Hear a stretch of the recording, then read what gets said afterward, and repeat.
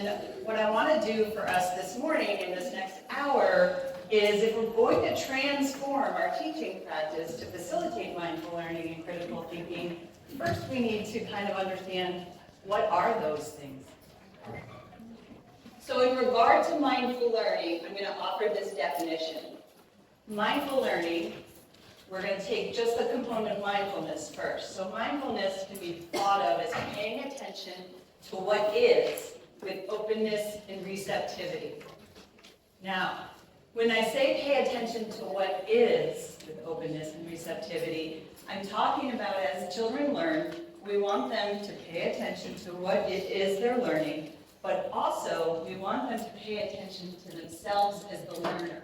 Because you know, with young children, they're not just learning ABCs, shapes, colors, numbers, but they're learning to identify, understand, express, and manage their thoughts, their feelings, their bodies. So we want to consider the whole child in regard to mindful learning. It's not just what's out there, it's what's in here. So in that regard, mindful learning is taking into consideration both interpersonal attunement, how children are relating themselves to others into what they're learning, but intrapersonal attunement, what's going on inside of them. Now there's two components to this definition. The paying attention we all get. We've been talking about that for years as teachers. We want to help children pay attention. Not tell them to pay attention, teach them how to pay attention, which is much harder. But the second part, this openness and receptivity, what I mean by that is that's a state of mind. If you're in an open and receptive state of mind, you're healthier. That promotes health and well-being. But in order to have that openness and receptivity, our brain needs to be integrated. What that means is all the different parts of our brain are connected and working together. Now, if any of you have been through teaching pyramid or had any brain training in the past, you know that human brains don't fully develop until when? Mid-20s. Mid-20s, it's currently believed. And I want to say currently believed to you all because science keeps updating and changing, right? So we have to be humble and know that currently we are being told from neuroscientists, because I'm not a neuroscientist, that it's the mid-20s. Okay, so we're asking children to pay attention to learn and to be open and receptive using parts of the brain they don't have fully developed yet. That's just a fact. Now, those parts of their brain to be able to sustain focal attention and to remain open and receptive aren't fully developed till the mid-20s. The other piece about openness and receptivity is you can consider openness and receptivity as also a place where children are non-judgmental, compassionate, loving, and kind, both to themselves as the learner, as they struggle with what they learn, and to others. That's mindful learning. Now, Dr. Alan Langer, who's a professor out of Harvard University, has been researching mindfulness for over 40 years. And Dr. Langer points out, it's mindfulness without meditation. And that's what I'm talking about today. A lot of people, when they hear mindfulness, they think it means you sit on a cushion and you have Via Mudra and you own. Now, I love meditation. I try to meditate as often as possible, but that's not what I'm talking about today. You don't ever have to teach your children to meditate, to have mindful learning. It's about the attention and the openness and receptivity. Well, Dr. Langer's research has led her to see that most of the time we as humans are mindless. The opposite of mindful, we're mindless. And a softer, gentler way to talk about that is that we're on autopilot much of the day. Now, evolutionarily, we are adapted to be on autopilot. Our brains have adapted that way so that we don't use too many resources. It would be hard to pay focal attention to every single thing you did all day long. We would be exhausted. So once we learn something, in early childhood we talk about children learning something and then generalize what they learn to be able to practice it. That's when we go on autopilot and our default mode network in the brain takes over. And that is fine. But if we really want to learn something new, we have to shift gears and be mindful, not mindless. And one of the challenges when we are mindless is we often make mistakes. Now, with everything you learn, every training you go to, there's always a parallel process. So I want you to consider, as we now are focusing on teaching children mindful learning, are you a mindful learner? When you are teaching in the classroom, or when you're as an administrator with your staff, are you fully present? Are you paying attention to what is with openness and receptivity? Or is your to-do list so long? Are there so many kids in the room? Are there so many things to focus on that you feel like, you know what, I think I'm on autopilot a lot of the day? And this becomes important because we can often miss things. Now, I'm not shaming and blaming you, I do it too. We miss things. We see a child, we think we see what happened, but we can miss a lot. So just to give us an experience with this, I want us to take something that we've already learned how to do, arithmetic, simple math, don't worry, it's not algebra. And I want us to add these numbers up together. So if you're in another room watching this, I really do encourage you guys to say this out loud. We're going to add this up out loud. You ready, guys? Okay. 1,000, 1,040, 2,040, 2,070, 3,070, 3,090, 4,090,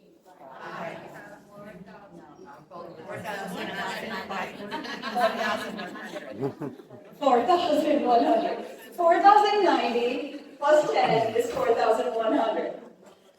But do you see how we are on autopilot? We got no rhythm, we got going, right? So just to be humble, just to have fun with that. So this is something we know, but we went into mindless mode, right? And so we can often make simple mistakes like that. When I'm talking about mindful learning, I'm talking about the how of learning that supports the what. So a few years ago, I was here at the early years conference, and the theme was something about connecting the heart and the mind. And so I love that the county is still asking you guys to consider the whole child as the learner.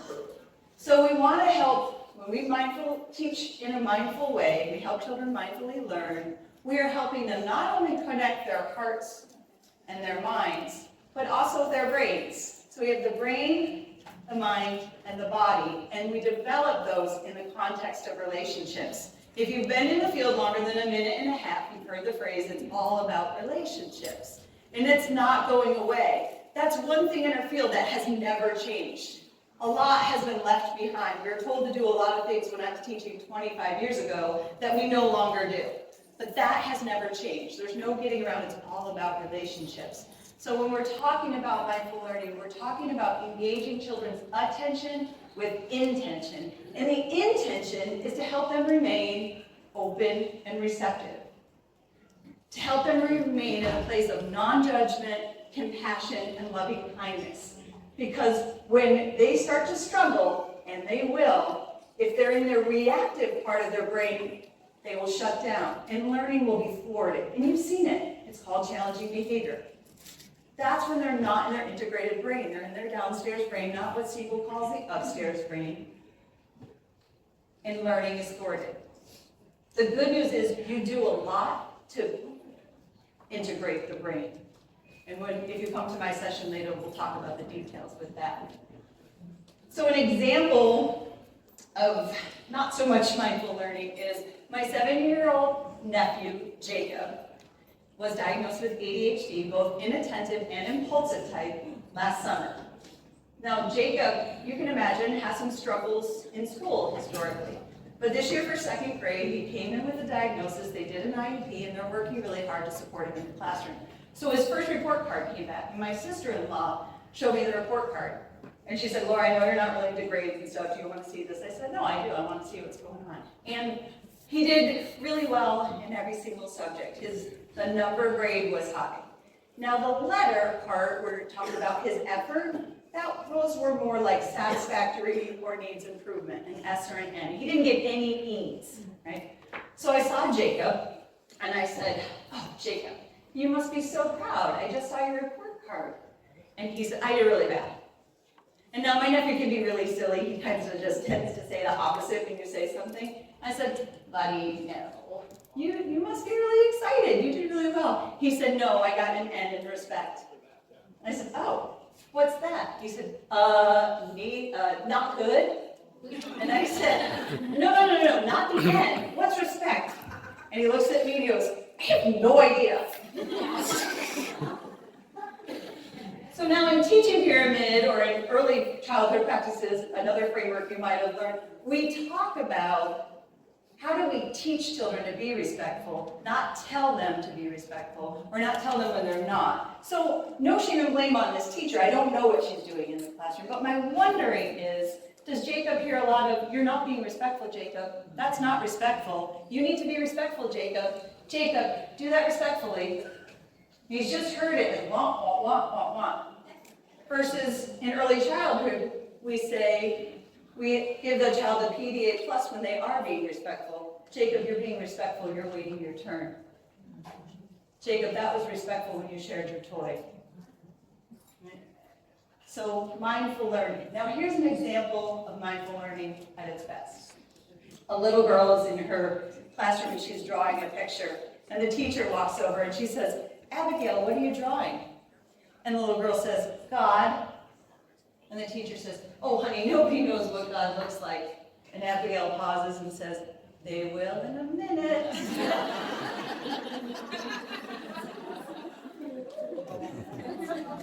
Go, Abigail. Now, this is what we have the opportunity to remember, that we are their first teachers. We're not only teaching them the academics and the social emotional, we're creating the mental models in their brain that they will carry with them about learning and about school. So if we can remember this openness and receptivity as we engage their focal attention, we can promote their love of learning for a lifetime. We can engage their curiosity, their inquiry, their skills of reflection, instead of just be in such a rush to manage the classroom that we forget to develop the child. It's a risk in our field. If we manage the classroom, we often forget to develop the child. So I'm going to show you videos of what mindful learning can look like. But before I do that, I want you guys to join me again. And if you're in another room, please do this as well. All we have to do is read this next slide together. So if you could with me, read this out loud. Ready? Paris.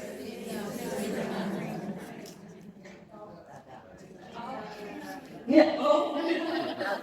To those. So if you got it, great. You were sensitive to the context. You were on autopilot. So here's something easy for most of us reading, a simple phrase. But many of us already know this phrase. It's a famous phrase, Paris in the springtime. So because we had previous knowledge of that phrase, and because we already know how to learn, we tend to miss the to thus. So again, just for us to be humble. Here's where it comes up in the classroom a lot. I'll go in to coach with a teacher. And I love the teachers I coach, every single one of them. But here's what I often hear, especially if it's a child with challenging behavior, right? He never sits. He can't share. He runs out of the classroom all the time. Because that's what it feels like. And that's what they've seen. They've seen moments of that. And then I come in, and I see times he's sharing. I see times he is sitting. I see times he's not running out of the classroom. But because our jobs are so stressful, it feels like those superlatives, always, never. And also, because we're looking at 27 other kids, 28 other kids, we miss moments. We miss Paris in the springtime. We miss the moments when the child is on task. So that's why we're always encouraging you to scan for strengths, because our brain is wired to scan for what's missing or what's wrong. And we want you to override that and scan for what's going well. So I'm going to give you an opportunity to do that. Oh, and before I say that, Ellen Langer, this researcher from Harvard, says, with mindlessness, we are rarely in doubt, but frequently in error. Rarely in doubt, but frequently in error. So it's kind of like when police go and there's a car accident and they ask eyewitnesses, two people standing in the same spot, what did you see? And they have two different stories. And they're not in doubt, but frequently in error. So again, just our humility we need to have as we observe. So when you're observing this video is from a teacher named Angelica at CDA Hilltop, a program I coach with CDA. Some of the CDA people are here. And I have the great fortune to coach in this classroom. And teacher Angelica, you're going to see, is working with two little girls who are having a conflict about sharing. But what I want you to do is practice your observation skills and see what you notice the teacher doing to promote the ability for the children to engage their focal attention and to remain open and receptive. See if you can start to notice it. What does it look like? It helps to see it to be able to do it. So, two things when you watch a video. We tend to focus just on the kids, and we forget to watch what the teacher's doing. So I want you to do both. Watch the kids, but watch what the teacher is saying and doing, or what she's not doing and not saying, and also watch her nonverbal, verbal and nonverbal, to promote focal attention and openness and receptivity. And if this were 30 people, we would have a long discussion about this, and I would ask you to write it down. But since we're just priming our brains for learning this morning, just relax and just see what you notice. There are subtitles too, because the audio on my phone isn't that great.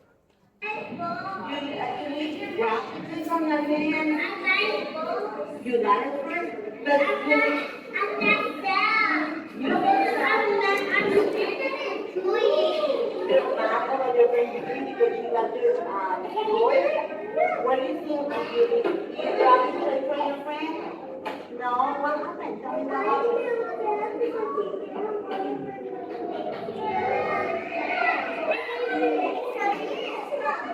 Do you know who got the report first?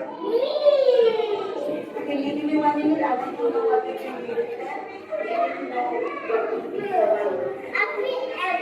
You feel angry?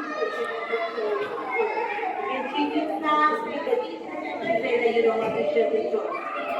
So what do you say? So what did you notice, if anyone wants to share, what did you notice the teacher doing to promote focal attention?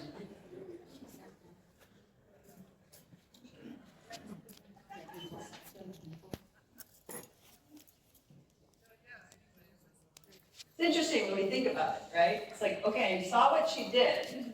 So then let me ask it this way, it might be easier. What did you see the teacher do? Eye contact. Beautiful. What else? She's sitting down with them. Sitting down with them on their eye level. What else? She acknowledged the feelings. Now, all those things connect to promoting focal attention, because one of the things focal attention needs is for the upstairs brain, all parts of the brain, to be connected with the downstairs so that they can engage that part of the brain that helps with focal attention. If the teacher is threatening, if the teacher is raising her voice, if the teacher is even standing up, it may be harder for the child to engage their focal attention. And the validating the feelings, the acknowledging the feelings, I can't even tell you guys enough how important that strategy is. Acknowledging children's feelings helps calm and tame the parts of the brain that leads to them flipping their lid and reacting versus responding. And we miss it constantly because it wasn't done for us, and we don't have that habit yet. You will. Keep working on it. So I'm going to help us out because it's a big group. The teacher reflected back what the children said, not just the feelings, but even what they were saying. So you don't have to order from Lakeshore. You don't have to make any plans. When children say things to you, you just reflect those words back. That's called attunement. So it shows to them, it helps their focal attention to remain engaged because you are returning back over the net the ball that was hit to you, serve and return. It also helps them remain open and receptive because they feel like you're tracking them. She also narrated what was happening. She described actions aloud. She validated their emotions. And she asked open-ended questions. Here's another magical strategy, if we can remember to use it. And it's why class tells us about this all the time too. When you ask children open-ended questions, no matter what it's about, you can say, what color is the sky? As long as it doesn't have a yes or no answer, it engages parts of their brain that fully brings in focal attention and also has to call upon all parts to come up with an answer. Open-ended questions. So the other thing that I really admire about teacher Angelica is her pacing. She's not in a rush. She's taking her time with this.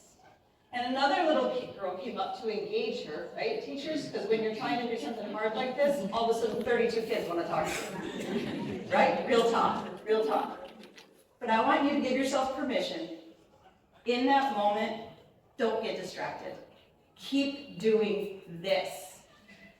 And let Teacher Carmen or Teacher Angela help that other little girl out. Okay?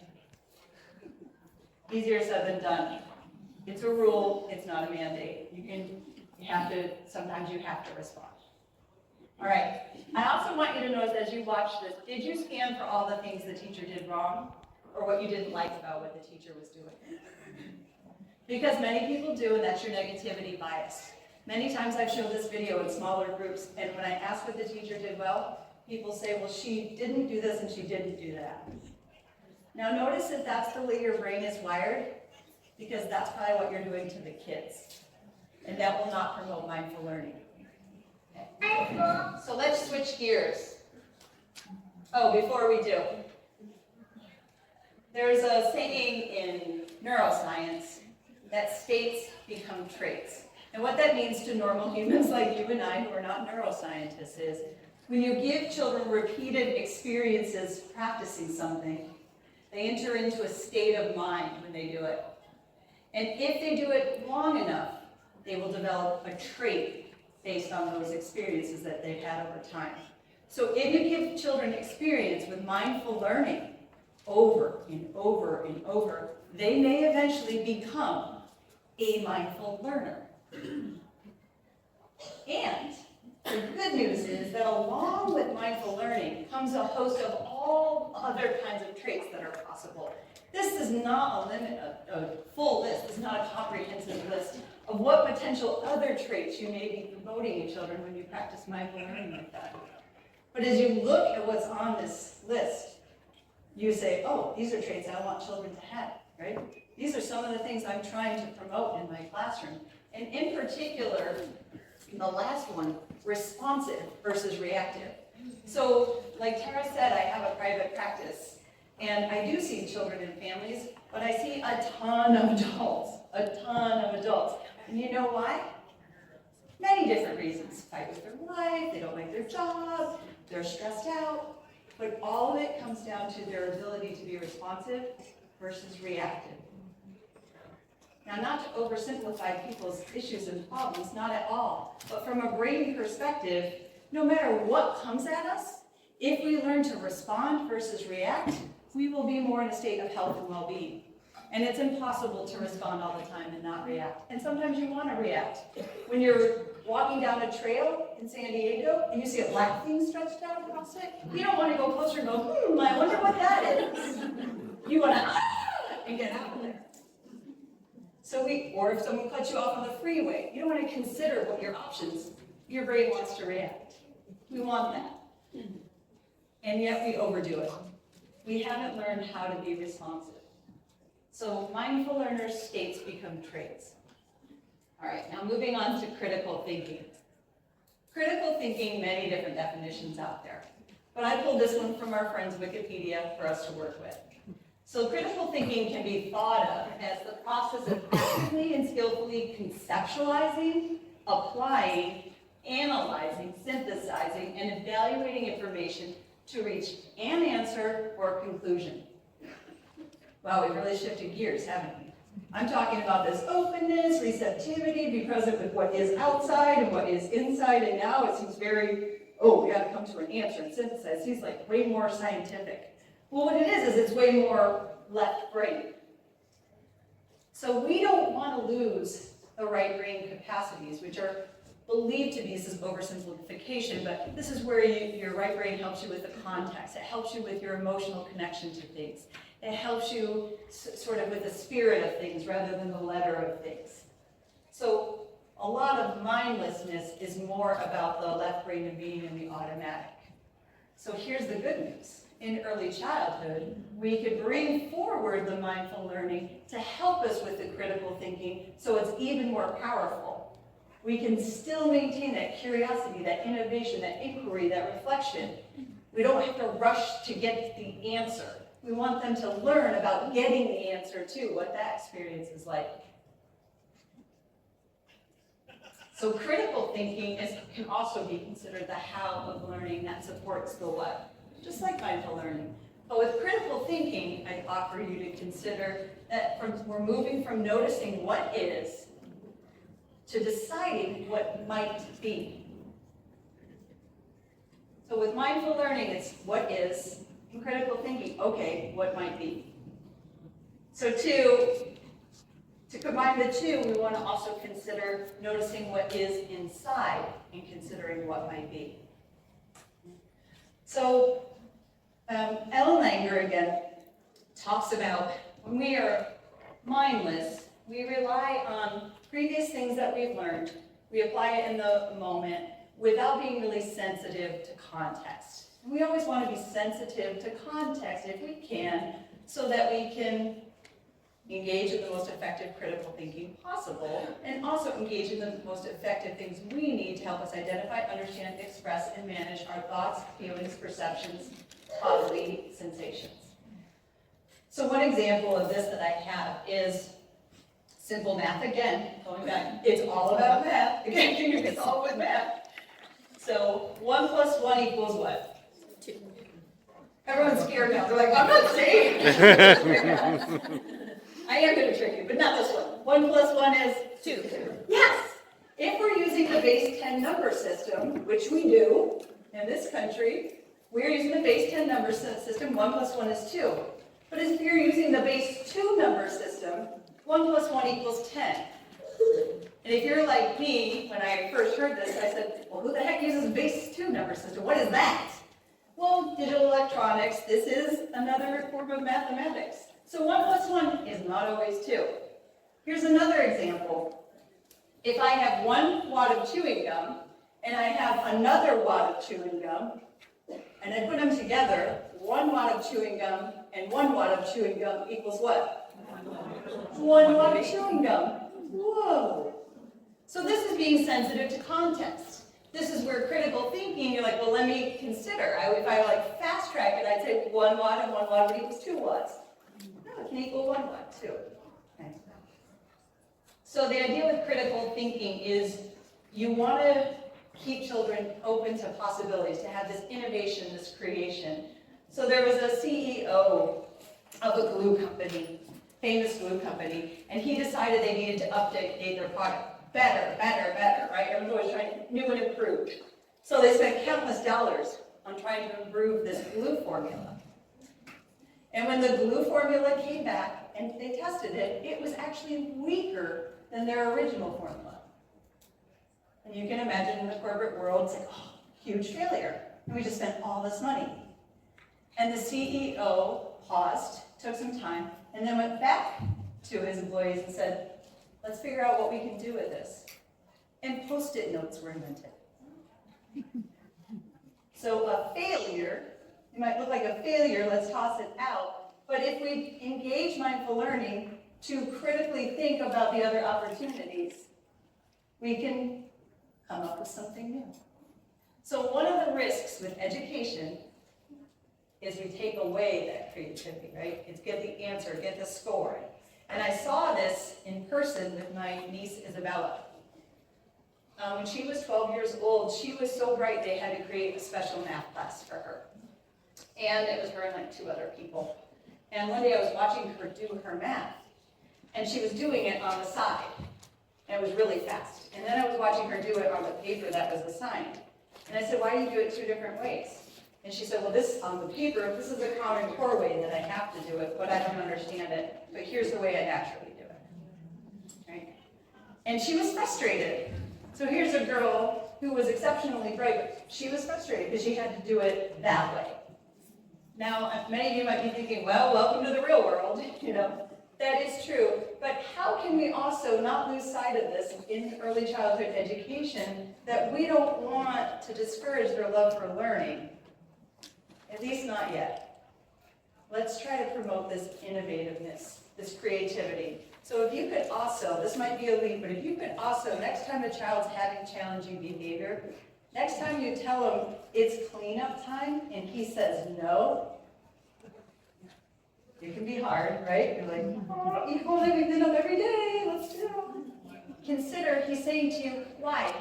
Why not? Why not continue to play? And for a lot of adults, that's hard. That's called disrespectful or non-compliant. But for scientists, it's considered creative thinking, critical thinking. Right? So does he have to clean up? Absolutely. But can we stay open and receptive to the fact that he's just trying to understand? He's just trying to be experimental and creative. Does he have to clean up? Yes, teachers, he does. But can we be open and receptive and not shame and blame him about it? It's really hard. You really want to keep playing. That's frustrating when we have to clean up. What are some ideas you have?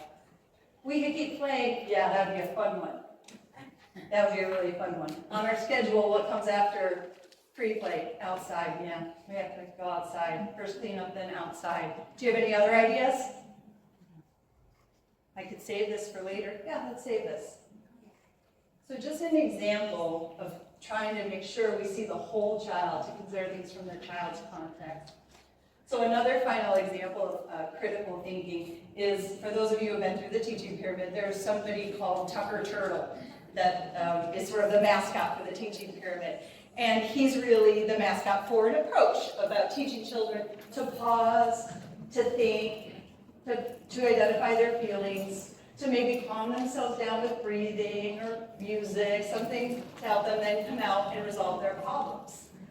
Now in a classroom, preschool classroom, a teacher was working with a child who was having challenging behavior, and she bought him a little Tucker Turtle puppet. And he would put it on his finger as a finger puppet, as like a visual cue to do this process throughout the day, or he would put it in his pocket and have it. So one day, he came to program and she said, "Michael, where's your Tucker Turtle?" He said, "Oh, teacher, my daddy needed it more than me."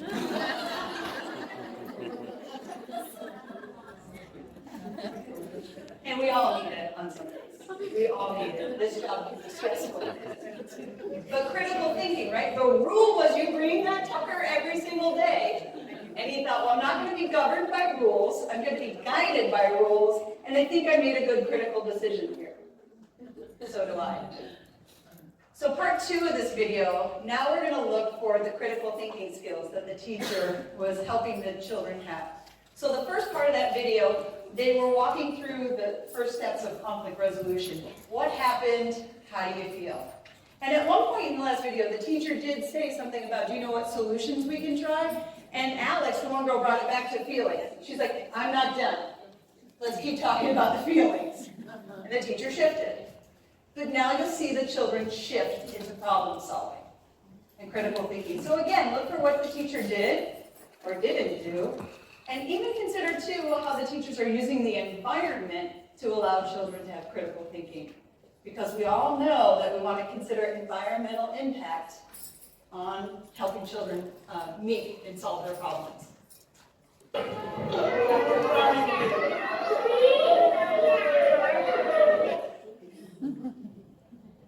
So for those of you who aren't familiar with what they were doing, there's a solution box in the classroom, that's what they call it, and in there's books, there's smell the flower, blow out the candle, there's different things you can do if you have a problem, just yourself, or there's a conflict with 2 or more kids.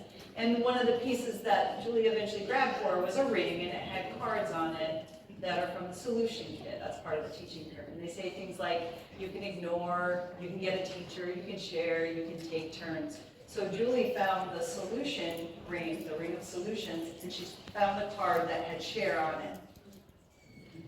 So what did you notice the teacher doing to promote critical thinking while maintaining the mindful learning too? Yes. She didn't offer solutions for them. Yes. Yes, she did not offer solutions for them. So when I was a teacher 25 years ago, I would have never done this. I would have been all in, just take control mode, classroom management, right? I would have been like, okay, who had it first? Who had it first? All right, you had it. Okay, you need to go find someone else to play it, and she's gonna have it, right? You know, it's like, oh my God, this is what we used to do.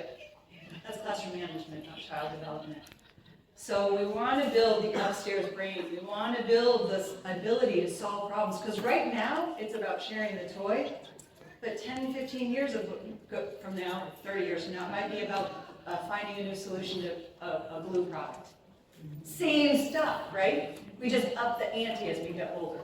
We're teaching them not about how to solve this problem, but how to learn about conflict resolution.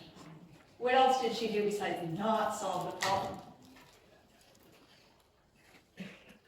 Ask open-ended questions. There it is again. There's no getting away from that. That guy's going to keep showing up. She asked open-ended questions. Even just like about what they were looking at in the box, right? What's this? What are those for? What's this? It's a candle. What are those for? What are those? They're books. What are they for? We're going to read them. Just to keep them in that upstairs brain, because this is an emotional situation. You don't know the backstory with these two little girls, but there's a lot of conflict going on. And one of the little girls has a little bit of a speech delay, right? So you know that there's higher risk when they have speech delay. It's often they get frustrated because people aren't understanding them. But everybody stayed in their integrated brains. She's also doing all the nonverbal again. Here's teacher on Pelican, not in a rush. Here she is staying with it. Here she is in her integrated brain, right? And that's the biggest thing it's the hardest sometimes, is if we're stressed out, there's something called mirror neurons in the brain, and we can stress them out as well. And the stress often looks like they comply and do what we say, but it's not a good thing. Their brain has shut them down because they're scared. We're stressed, we can be scared. We can look like we're fixing the problem, but we're really just bringing them into fight, flight, freeze mode. We're bringing them into a bad place in their brains. So just like with mindfulness, if you give children repeated experiences with critical thinking, you're engaging the state of mind of critical thinking, but over time, they can develop the trait of being a critical thinker, alongside myriad other traits. The potentials are endless, but here are a few of the heavy hitters. Experimental, thorough, innovative, persistent, problem solvers, creative. I keep putting creativity in there for us to not lose sight of the value of that. And this, again, this responsivity versus reactivity. So together, especially with mindful learning, supporting the creative, the critical thinking, we won't be on autopilot as much of the time. We'll have the more potential for children to be mindful rather than mindless as they work to resolve their problems, solve that problem, resolve a conflict, whatever it is they're working on. That's cool. Yeah, that is cool.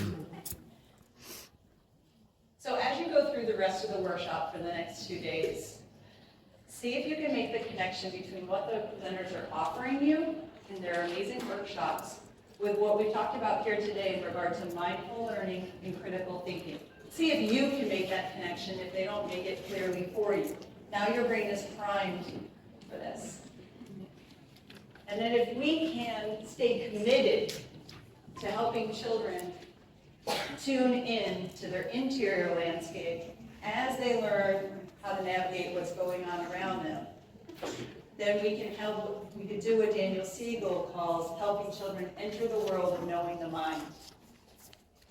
And when children have this habit of tuning into their thoughts, their feelings, their perceptions, their bodily sensations, they can eventually learn to consciously control them. And that will buoy them through their challenges and help them meet their goals. So I'm going to leave you with one final story that shows you a great example of mindful learning and critical thinking combined. There's a little girl sitting at a table with 2 apples in front of her, and her mother walks up and says, "Vanessa, can I have one of those apples? I'm really hungry." And the little girl looks at her mom and looks at the apples, picks one up and takes a bite, puts it down, picks up the other one and takes a bite. And mom's getting ready to chastise her. She's horrified. And Vanessa says, "Here, Mom, take this one. It's the sweetest." Thank you, guys. Good luck in the rest of your workshop.